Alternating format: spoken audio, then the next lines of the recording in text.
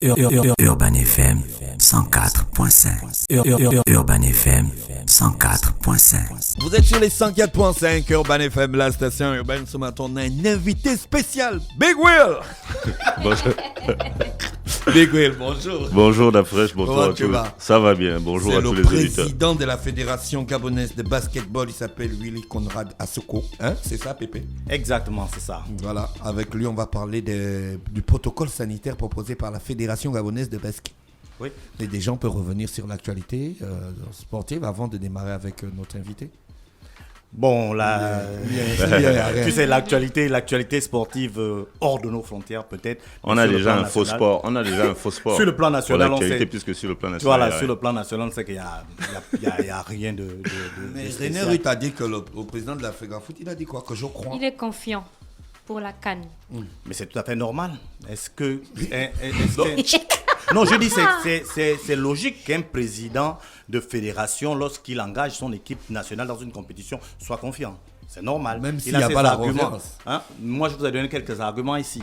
La dernière fois, on a parlé sur le plan mental, sur le plan psychologique, ce que l'équipe nationale du Gabon a comme, on va dire quoi, a comme... ce qu'ils peuvent aller faire au Cameroun, ce qu'ils ont comme objectif au Cameroun. Le Cameroun a gagné au Gabon, les Gabonais pensent qu'ils peuvent gagner au Cameroun. C'est de bonne guerre et c'est possible parce qu'aujourd'hui, le football ne s'identifie, le football même, le sport en général, les sports collectifs ne s'identifient pas par le nombre de grands joueurs que vous avez dans l'équipe pour pouvoir avoir autant de grands joueurs que vous avez. Si au moment précis de cette compétition, il n'y a pas l'osmose dans votre équipe, vous allez passer à côté. Donc aujourd'hui, on sait que les deux plus grandes équipes de l'Afrique, c'est le Sénégal et l'Algérie, mais en Coupe d'Afrique, vous pouvez voir les deux équipes passer totalement à côté et voir une petite équipe, une équipe émergente qui est en train de venir gagner ça. Donc c'est une compétition qui se joue sur un mois et tout est possible. Le Gabon a les arguments pour gagner cette compétition. Moi, je le dis comme ça. Le Gabon a les arguments pour gagner cette compétition, comme beaucoup d'autres ont. Et c'est tout à fait normal que le président de la fédération, qui est le premier acteur de cette, qui est le numéro 1 de cette équipe, puisse avoir cette confiance. Monsieur le président de la Fédération gabonaise de basket, le président de la Fédération de football, il en foi à l'équipe nationale, il croit à une réussite. Est-ce que vous avez cru...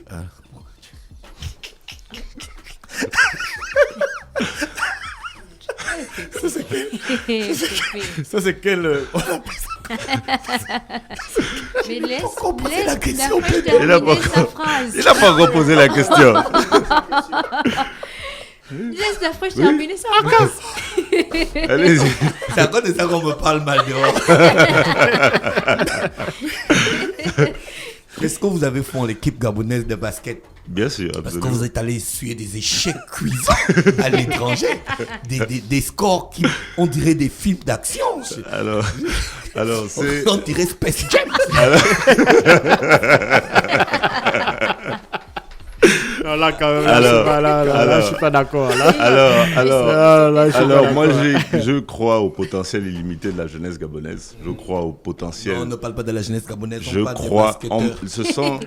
j'insiste dessus. Je crois au potentiel illimité de la jeunesse gabonaise. Je crois aux basketteurs gabonais qui sont des basketteurs talentueux, qui jouent énormément. Je pense que avec une autre association et un autre groupe de jeunes, avant les fonctions de la Fédération gabonaise de basketball, nous avons pu démontrer, avec des jeunes qu'on avait regroupés à travers le Gabon, qu'on pouvait gagner un championnat à l'extérieur et rendre le Gabon et les Gabonais fiers. Donc je crois aux jeunes. Mais il est important de rappeler que c'est la compétition qui prépare la compétition. Monsieur Dafreshman, si pendant toute l'année, vous n'avez pas surveillé les devoirs de vos enfants, vous n'avez pas fait ceci alors que vous savez que vos enfants sont en classe d'examen, est-ce que vous les envoyez à l'examen, oui ou non? Non. Ah, donc vous les laissez à la maison.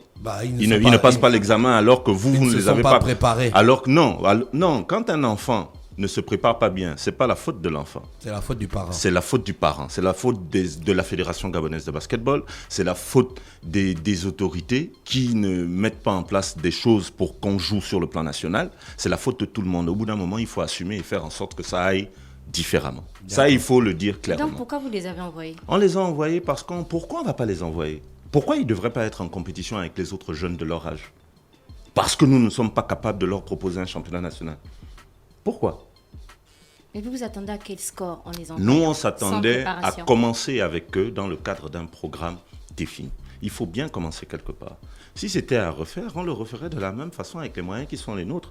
Il y a des actions là-haut. Nous avons eu l'appui du gouvernement, notamment sur les fonds qui ont été débloqués de terre, pas au moment où on l'a demandé. On a eu des sponsors qui nous ont accompagnés, etc. On a fait le nécessaire. On aurait eu beaucoup plus de temps, beaucoup plus de compétition. On parlerait certainement d'autres choses. C'est clair. Mais ce n'est pas dire qu'on ne va pas envoyer les enfants, qu'on va faire des réductions. J'insiste et je persiste, ce n'est pas sur l'investissement qu'on fait sur la jeunesse qu'on doit faire des restrictions budgétaires. Parce que c'est un investissement, c'est des enfants qui évoluent pour la première fois, qui découvrent l'étranger, qui vont en compétition internationale. Et puis, on peut difficilement tronquer. Je joue au basket depuis que j'ai 8 ans, je suis dans le basket depuis que j'ai 8 ans. On peut difficilement tronquer l'histoire du sport gabonais devant moi. Mais Montaigu, parlons de Montaigu au niveau du foot. Il prenait combien? Les stars aujourd'hui du foot gabonais. C'est pour ceux qui connaissent. Le tournoi de Montaigu, c'est un tournoi de jeunes. Il prenait combien? Des 10, des 12-0. Mais on s'en souvient. Mais après, ils ont travaillé. Ils ont découvert l'international. Et même, je crois qu'on était des finalistes. Avec voilà, donc ils ont travaillé. Stéphane. Il faut bien commencer quelque part. D'accord. Il faut bien commencer quelque Le part. protocole sanitaire que vous proposez, c'est quoi exactement? Revenons, en plus même le protocole sanitaire. Vous savez, le fait d'avoir participé à l'international, parce qu'on a eu la commission médicale qui était présente, on a des membres du bureau qui étaient présents. Moi, je n'y étais pas. Cela nous a permis également de voir comment on met en place un protocole sanitaire pour jouer. Parce que je tiens à rappeler que nous sommes dans une crise à la pandémie, à la Covid-19, où certains pays ont décidé d'arrêter ou d'interrompre les sports collectifs. Parce que dans le cadre de la pratique des sports collectifs, cela favorise, que ce soit la Covid ou que ce soit les différents variants, cela favorise les taux, la propagation du virus. Donc au bout d'un moment, il y a des gens qui se sont assis, qui sont réfléchis, qui ont mis en place des protocoles sanitaires. Donc nous, ça nous a permis par exemple de regarder les équipes médicales, de voir ce qui se fait, etc. à l'extérieur. Comment est-ce qu'on organise une compétition avec des pays, avec des équipes qui viennent de différents pays, avec des délégations qui viennent d'un peu partout, etc. Comment est-ce qu'on fait? Quelle est l'organisation qui est mise en place avant, pendant et même après, notamment liée à la Covid? Ça nous a permis, ça nous a aidé pour mettre sur pied un protocole sanitaire local. Parce que le basketball a des spécificités, que ce soit sur le terrain, que ce soit avant le match, que ce soit pendant le temps de la préparation du match. On propose par exemple des tests Covid à J-5 avant le début de la compétition, à J-3, à J-21, etc., etc. On recommande fortement le vaccin pour ceux qui souhaitent participer, parce que je tiens à rappeler que le vaccin n'est toujours pas obligatoire, mais il reste fortement recommandé. Et il y a différents tests Covid et il y a d'autres spécificités, l'usage des gels, la distanciation sociale dans les vestiaires, dans les tribunes, sur le banc de touche, le port du masque pour les officiels de table, l'utilisation personnelle d'une bouteille d'eau ou d'une serviette, parce que souvent vous allez voir même dans les matchs on partage la bouteille d'eau, etc. Ce sont des us et coutumes qui peuvent être en ce moment des tares, etc. Donc on prescrit cela, on va demander aux joueurs par exemple d'écrire que toutes les bouteilles d'eau soient personnalisées, etc. Donc il y a beaucoup de choses qui sont intégrées dans ce protocole sanitaire que nous avons soumis au COPIL. Justement, vous avez soumis ce protocole au COPIL. Quel en a été le retour? Il y a eu un retour. Je vais lire la dernière partie de la réponse du COPIL. Aussi, votre projet de protocole sanitaire est validé sous réserve de l'insertion des amendements relevés. Ils ont relevé quelques amendements relevés ci-dessus. Et dans l'attente d'une autorisation gouvernementale de reprise globale des activités sportives. Parce qu'aujourd'hui, on le sait, c'est une décision du gouvernement qui a fait en sorte qu'il ne puisse pas avoir d'activité sportive aujourd'hui. Est-ce que cette réponse du COPIL vous satisfait? Absolument, parce que l'organisation, au-delà du jeu, il y a toute une organisation derrière. Le basketball, c'est pas seulement... une organisation sportive, c'est pas seulement l'arrêter. Il y a aussi tout l'aspect sanitaire. Je disais tantôt qu'on a interrompu le sport parce qu'il y a des risques de propagation du virus. Nous, ce que nous avons déjà fait, c'est, sachant que c'est un arrêté qui annule un autre, nous avons apporté les réponses nécessaires et nous avons fait les propositions importante au COPIL qui a validé, nous avons eu des séances de travail. Donc demain, si on a un nouvel arrêté qui lève le sport, on peut même commencer le jour d'après. On peut organiser une compétition puisqu'on a déjà le protocole sanitaire. Aujourd'hui, notre rôle à nous, ce sera désormais d'expliquer le protocole sanitaire, de vulgariser, de sensibiliser au niveau du basketball parce que le COPIL n'a pas vocation à nous autoriser à reprendre le jeu. Et c'est ce qui est dit dedans. Ils nous disent, OK, vous avez apporté des éléments suffisants qui nous rassurent, qui disent que vous êtes prêts, si vous respectez ces points-là, à reprendre le jeu. Maintenant, à ceux qui doivent signer l'arrêté pour qu'on reprenne le jeu, de faire leur travail. Parce qu'aujourd'hui, la compétition, on nous a proposé un Gabon terre du sport. Et aujourd'hui, Gabon a migré de Gabon terre du sport à Gabon terre de l'équipe nationale de football. Donc aujourd'hui, il faut qu'on... C'est-à-dire... Non, c'est-à-dire qu'aujourd'hui, on ne veut pas... Aujourd'hui... Les autorités sont... Moi, je suis un produit du championnat national. Je vais aller jouer jusqu'en 2e division en Allemagne. Je suis un produit de ce championnat. J'ai fait toutes mes catégories au Gabon. J'ai joué jusqu'à l'équipe nationale parce que je suis également un produit comme beaucoup d'autres. Et même au-delà de toute chose, vous savez, il y a ça, c'est sur le plan sportif, comme beaucoup d'autres. Donc aujourd'hui, il y a des jeunes qui sont là, qui veulent jouer. Et même, regardons dans l'organisation. Vous savez combien de bénévoles il y a, des gens qui s'impliquent pendant 10 ans pour s'occuper des jeunes. Exactement. Aujourd'hui, c'était un peu une seconde vie pour eux. Aujourd'hui, qu'est-ce qu'ils font? Parlons aussi des jeunes. 60% de la population gabonaise est jeune. Aujourd'hui, ils font quoi? Il n'y a plus de compétition, il n'y a rien. Ça va faire 2-3 ans. Et la compétition, c'est pas ici. La compétition, c'est pas une histoire de on prend les jeunes qui jouent un peu en France. Ça ne représente pas, ce n'est pas un reflet de notre niveau réel. National, de notre niveau réel. Ouais. C'est pas un reflet du niveau réel. Ouais. Donc ce sont des jeunes qui sont un peu à gauche, à droite, qui jouent un peu dans d'autres, qui vont venir jouer sur le label du Gabon.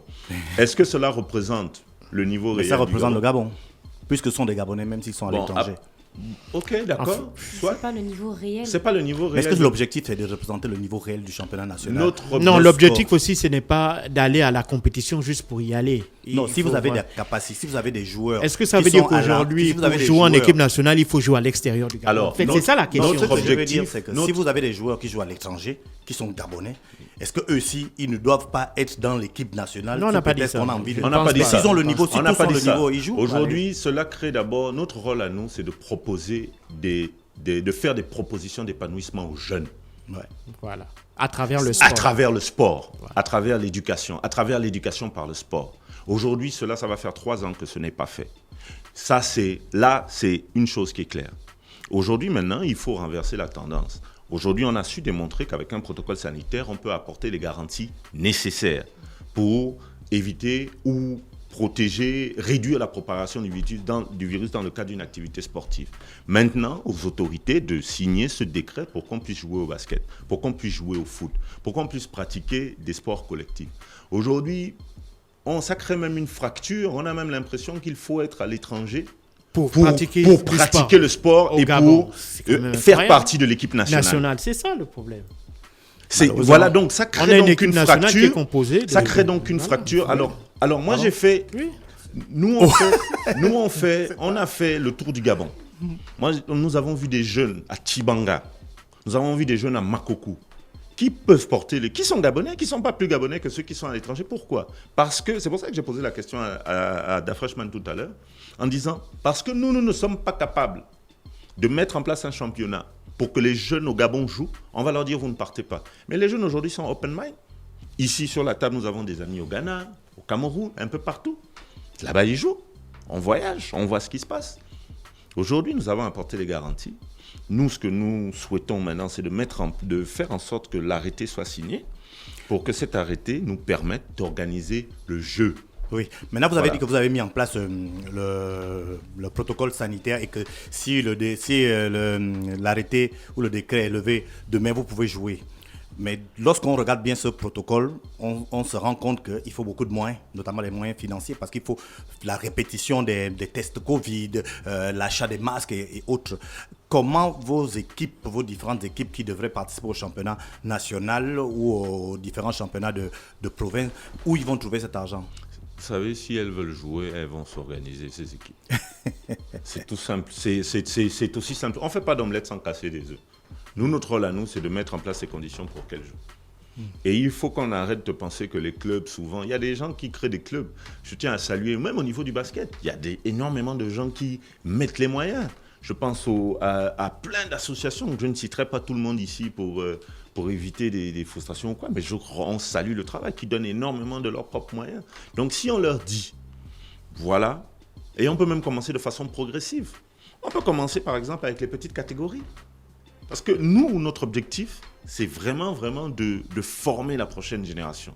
On peut commencer avec les moins de 16 ans, qui peuvent parfois être beaucoup plus faciles à gérer, que ce soit au niveau alimentation, que ce soit même au niveau des tests, que ce soit même... On peut gérer beaucoup de choses. On peut commencer avec les enfants. Donc, je pense qu'on va, dans le cadre de la vulgarisation, on leur expliquera, écoutez, nous sommes battus pour qu'on reprenne le jeu.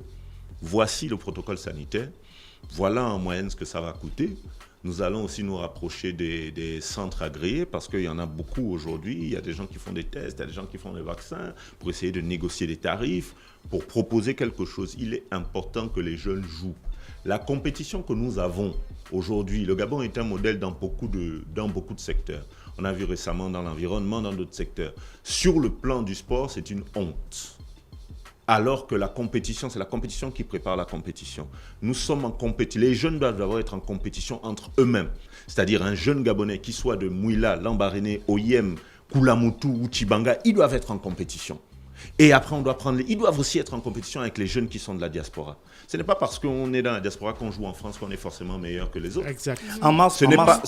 Voilà, donc il faut aussi que cela, on arrête, il faut qu'on se le dise. Donc de l'autre côté, tous ces jeunes-là doivent d'abord jouer sur le plan local. Et on doit même faire participer les autres. Après, on les prend encore et on prend les meilleurs. Et on va. Parce que lorsqu'on entend la Concorde unie dans la Concorde, c'est la Concorde de tout le monde. Des jeunes de la diaspora, des jeunes de Koulamoutou, des jeunes Gabonais d'Oyem, des jeunes Gabonais de Port-Gentil. Mais aujourd'hui, on a l'impression que c'est la Concorde maintenant du jeune qui joue en Europe. Voilà la fracture qu'on est en train de créer. En mars prochain, il y aura la compétition internationale, je crois, l'Afro-Basket des jeunes, les U18, je crois bien. Si rien ne change jusqu'en mars, est-ce que l'équipe nationale va participer? Alors, encore une fois, la participation d'une équipe nationale à une compétition, ce n'est pas la décision de Willy Conrad Asseco. Ce n'est pas la décision du bureau fédéral. Non. C'est pas comme ça que ça marche. Ça s'appelle de la dictature. Au niveau de la Fédération gabonaise de basketball sous Willy Conrad Asseco, il y a ce qu'on appelle, comme les autres, ça a toujours existé, il y a ce qu'on appelle l'Assemblée générale. Donc nous avons une Assemblée générale en fin décembre qui proposera le plan d'action de l'année 2022.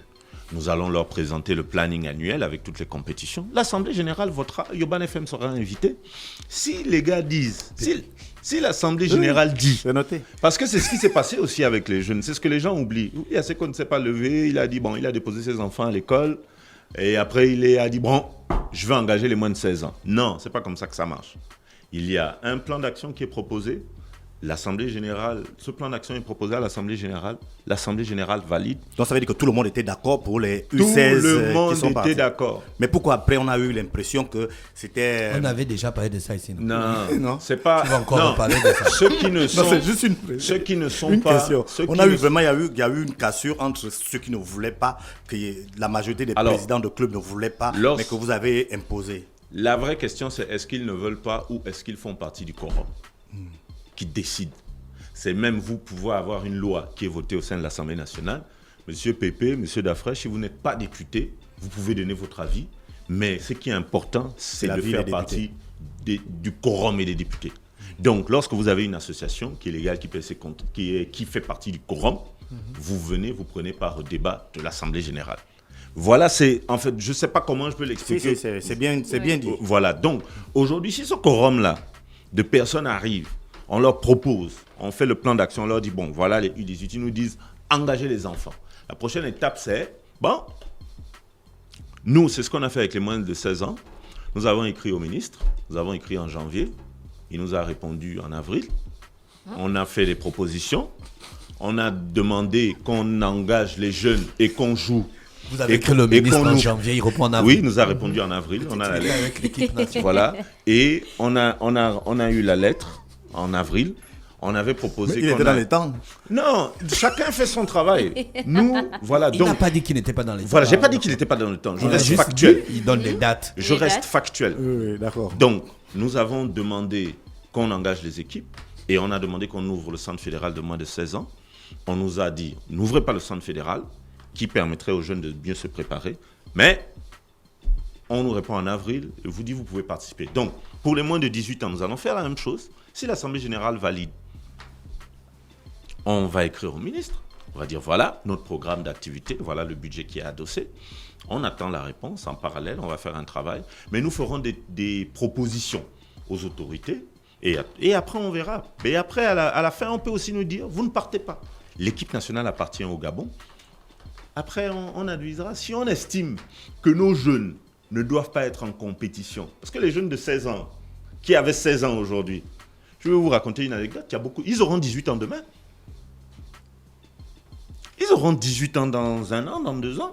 Ces jeunes-là, pour la plupart, qui ont eu un premier passeport, qui ont pris la première fois l'avion, dont les parents étaient contents. Aujourd'hui, nous sommes encore en contact avec beaucoup. Les parents étaient contents qu'ils prennent l'avion. Non, les parents étaient, vous savez, lorsqu'on organise des compétitions de jeunes. Non, souvent au Gabon, on pense que c'est du tourisme. Mais lorsqu'on organise une compétition de jeunes, il y a également cet aspect-là. L'aspect de découverte qui permet aux jeunes de s'épanouir. Au-delà du sport, au-delà du jeu, il y a un véritable enjeu. Ces jeunes aujourd'hui ont des amis qui sont égyptiens, des amis qui sont maliens. Je ne sais pas ce que ça fait si... C'est-à-dire qu'aujourd'hui, s'ils étaient habitués à cet espace-là, en vert, ils vont peut-être découvrir que, on peut aussi le mettre en rouge. Ils deviennent, ou ils ont une ouverture d'esprit. Et cela les prépare encore plus à une compétition vers l'extérieur. Donc, c'est pour ça que c'est la raison pour laquelle je disais d'entrée que ce n'est pas sur la jeunesse qu'on va réduire les investissements. Ce n'est pas sur la jeunesse. Donc, cette histoire où on dit l'argent du contribuable, etc., non. Et on n'a pas besoin... Je vous l'ai dit, moi, je n'étais pas en Égypte. Je pense que vous le savez, je ne suis pas parti. Donc, c'est pas une... Pourquoi tu n'es pas parti? Je ne suis pas parti parce que d'abord, je n'avais pas de rôle à jouer là-bas. Le ministre, il voyage bien avec les panthères. Chacun fait ce qu'il veut. Moi, je n'avais pas de rôle à jouer là-bas. Je n'avais pas de rôle. On avait des gars qui devaient gérer. Il y a des personnes de confiance qui ont travaillé, qui ont fait un bon boulot, qui sont partis. Moi, je n'avais pas de rôle à jouer là-bas. Mon rôle est ici. Et si je peux déléguer là-bas, c'est ce que j'ai fait. Donc, j'ai délégué certaines tâches là-bas. Et ici, j'ai continué à travailler avec les autres, ceux qui sont restés pour préparer d'autres échéances, mais surtout me battre avec les autres pour ce que le jeu reprenne en local. Mais Pépé, pourquoi quand il y a les équipes de basket comme ça, tu ne pars pas, tu pars seulement quand ce sont les panthères? Est-ce que lorsque Réponds à ma question. Mais je suis en train de répondre à ta question. Je suis en train de répondre à ta question. Lorsqu'il y a les compétitions de basketball, combien de journalistes partent d'abord? Ça veut dire que les budgets sont souvent réduits. Donc du coup... Au foot, il y a plus de budget qu'au basket, en fait. Bien sûr, c'est Oui. pas un secret. Je vais même faire... Le budget au basket est moins important que celui du football. Du coup, s'il faut, entre griffes, s'il faut sacrifier des éléments, ce seront les journalistes. Si on devait amener 5 journalistes, on va amener 1 ou 2 journalistes. C'est tout à fait normal parce que le plus important, ce seront les jeunes. Et s'ils sont 18, ils doivent arriver à 18, plus leur staff technique. Mais si il y aura plus de journalistes que de joueurs, à quoi ça va servir? Alors que les 2 qui partent peuvent bien relayer pour tous ceux qui sont restés. Vous ne craignez pas une certaine démotivation de la Dernière part question. de ces jeunes-là, vu qu'ils restent pendant des mois sans activité? Des années. Des années, ça va déjà. Là, on va déjà vers la 3e année. Au-delà de la motivation, au-delà de la démotivation, on a l'impression parfois de sacrifier certains jeunes, une certaine catégorie de jeunes, des jeunes qui ont un certain âge. Et ça, il faut se le dire clairement. Le jeune aujourd'hui, je vais vous prendre un exemple. Nous, dans notre plan initial, on va avec ces moins de 16 ans, on s'en occupe et on les prépare pour la compétition des I-18. Parce qu'on se dit, bon, là, ils ont pris la piquette, on travaille, on les prépare pour d'autres compétitions. S'ils ont perdu parce que c'est ça le basket. C'est ça le basket. La Tunisie qui domine aujourd'hui, la Tunisie, c'est quoi? C'est un travail de longue haleine. La performance ne se décrète pas. C'est la compétition qui prépare la compétition. Et aujourd'hui, vous devez d'abord partir une fois. On va vous taper, vous allez prendre peut-être 100 points. Deuxième fois, vous allez peut-être prendre 50 points. Après, vous allez prendre 30 points jusqu'au jour où vous allez gagner. Et c'est comme ça que ça marche. C'est comme Urban FM. C'est un processus évolutif. Merci, Bigouille, qui est avec nous ce matin, le président de la Fédération gabonaise de basketball, M. Willy Conrad Aseko, avec Pépé. Bien sûr. On te souhaite une bonne journée à l'écoute des programmes d'Urban FM. Urban FM 104.5.